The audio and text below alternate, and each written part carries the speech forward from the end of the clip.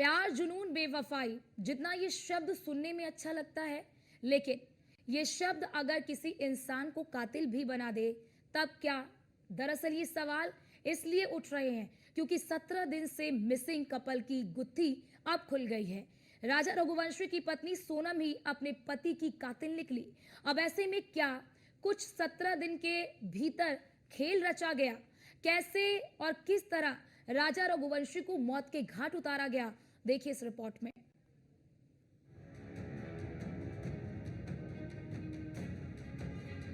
बेवफा सोनम निकली कातिल, पति को उतारा मौत के घाट।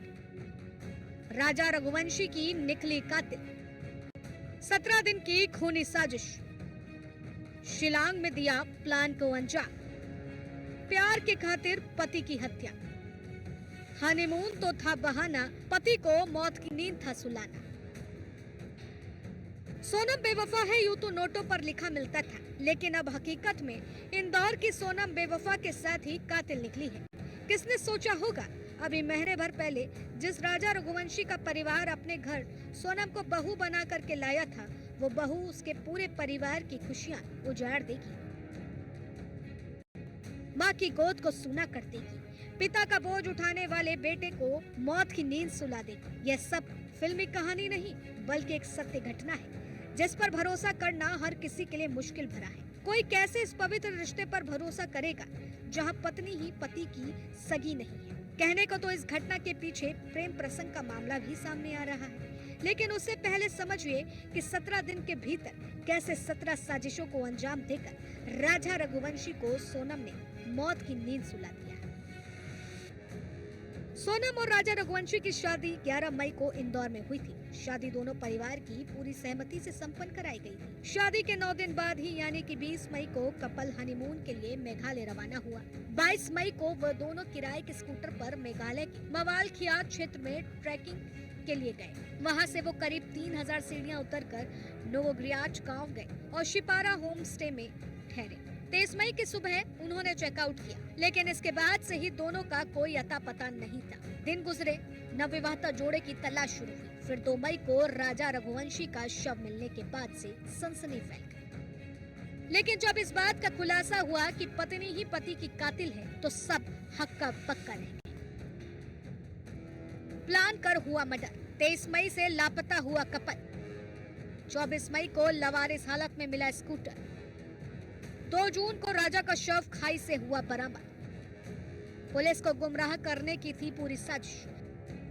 राजा की सोने की अंगूठी और चेन थी गायब। मर्डर को लूटपाट में बदलने का सोनम का पूरा प्लान। प्रेमी आने लोगों के साथ मिलकर दिया घटना को अंजाम। लोकल टूरिस्ट गाइड ने भी खोले अहम राज। यह हत्या जितनी चौंकाने वाली है, उससे कई ज्यादा दिन पे दिन खुलती गुत्थी। अभी तक जहां सोनम की तलाश हो रही थी, वहीं जब सोनम मिली तो प्रेम का एंगल निकला। राज के खातिर राजा की हत्या कर डाली।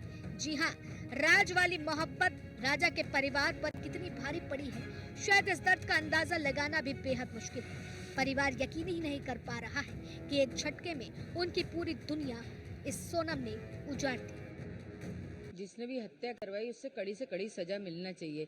मेरा बच्चा किस हालत में था, कैसा तड़पा था, और अगर वो सोनम उससे इतना प्यार करती थी तो वो राजा को छोड़ के इस हालत में नहीं जा सकती थी। और सोनम सुरक्षित कैसी है? सोनम के ऊपर एक खरोच क्यों नहीं आया?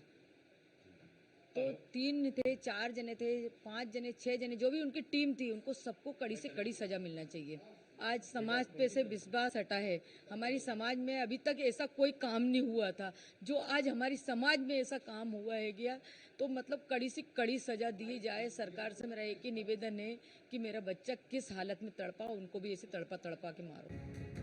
बता दें कि इंदौर के निवासी सोनम रघुवंशी के पिता देवी सिंह रघुवंशी की एक छोटी सी प्लाईवुड की फैक्ट्री है। इस फैक्ट्री में एक युवक राज कुशवाहा काम करता था। वह उम्र में सोनम से करीब 5 साल छोटा है, लेकिन फैक्ट्री में सोनम का कई बार आना जाना लगा रहा था। अकाउंट्स और स्टाफ मैनेजमेंट से जुड़ी कुछ जिम्मेदारियों को निभाने के बहाने सोनम ऑफिस आती थी। इसी दौरान सोनम का नैन मटक्का शुरू हुआ, लेकिन किसी को अंदाजा नहीं था कि मामला इतने आगे बढ़ जाएगा। कि सोनम शादी के बाद अपने पति की जिंदगी से ही खिलवाड़ कर देगी। पुलिस ने राज कुशवाहा को गिरफ्तार कर लिया है। सूत्रों के मुताबिक पुलिस राज कुशवाहा और फैक्ट्री के सारे रिकॉर्ड्स खंगाले जा रही है और मोबाइल लोकेशन और कॉल डिटेल्स भी खंगाली जा रही है। सोनम को पुलिस ने उत्तर प्रदेश के गाजीपुर जिले के स्थित ढाबे से गिरफ्तार किया, जहां अजीबोगरीब हालत में सोनम दिखी। रात 1 बजे जब सोनम उस ढाबे पहुंचकर एक फोन कॉल करने की मदद की गुहार लगा रही थी, उसे लेकर के ढाबे वाले ने क्या कुछ बताया है, उस हर एक पल की कहानी सुनी। इस वक्त गाजीपुर के थाना नंदगंज में मौजूद हूँ। काशी चाय वाला जो कि हमारे साथ साहिल यादव है बातचीत करने के लिए, जो कि इसी काशी चाय वाले की दुकान पे आई थी सोनम, और इन्हीं के मोबाइल से जरिए उनको बात किया गया घर पे। क्या नाम है आपका? मेरा नाम साहिल यादव है। कितने बजे आई थी सोनम? एक्चुअली वो मेरे दुकान पे 1 बजे के आसपास आई थी। किससे मोबाइल मांगी थी, किससे बात की थी, पूरा बताइए। वो मेरे से मोबाइल मांगी थी, बोली थी भैया दीजिए बहुत परेशान हूँ और घर पे कॉल करना है। तो मेरे से मोबाइल लेती हैं और घर पे कॉल करती हैं और मतलब कुछ देर ही बात करती हैं, हेलो भैया मैं यहाँ पे। उसके बाद बहुत ज़्यादा वो भावुक हो जाती है, रोने लगती है और अच्छे से बात ना कर पाने की वजह से उनकी फैमिली से हम बात करते हैं। उनसे पूछते हैं कि इन्होंने कहाँ पे कॉल लगाया है। फिर उनसे पूछते हैं कि आपके ये कौन है, तो बोलते हैं मैं इसका भाई हूँ। और शायद वो दूसरा कोई चाचा या पापा जो भी होंगे उतना आइडिया नहीं हमको। फिर उसके बाद मैं यहाँ का एड्रेस पूरा बताता हूँ, फिर वो कॉल कट हो जाता है। उसके बाद वो पानी मांगती है मेरे से और हम उनको पानी देते हैं पीने के लिए। फिर इधर बोलते हैं दीदी अब जाके वहाँ साइड पे बैठ के आराम कीजिए। फिर कुछ देर मतलब कुछ टाइम के बाद से वो रो रही थी और उनको बहुत परेशानी भी हो रही थी, मतलब पेन वेन कर रहा था। तो किसके साथ में आई थी, मतलब क्या उनकी हालत गंभीर थी कि मतलब नॉर्मल था? हाँ गंभीर तो मतलब फिर भी वो सही नहीं थी, कंडीशन उनका सही नहीं था, मेंटली और फिजिकली दोनों ही नहीं। आपने सूचना कै बजे दिया पुलिस प्रशासन को? हम सूचना मतलब उनके आने के कुछ देर बाद किए थे। उनके भाई का जब रिटर्न कॉल आया उन्होंने बोला कि हम उससे मतलब कॉल पे ही बात था, वो बात कर मतलब कुछ बोल ही नहीं पा रही थी। तो उनके भाई बोले कि परेशान मत हो, हम वहाँ से निकल रहे हैं। और फिर हमसे बोले कि आप ये नज़दीकी थाना में कॉल करके एक बार बोल लीजिएगा कि यहाँ का केस है।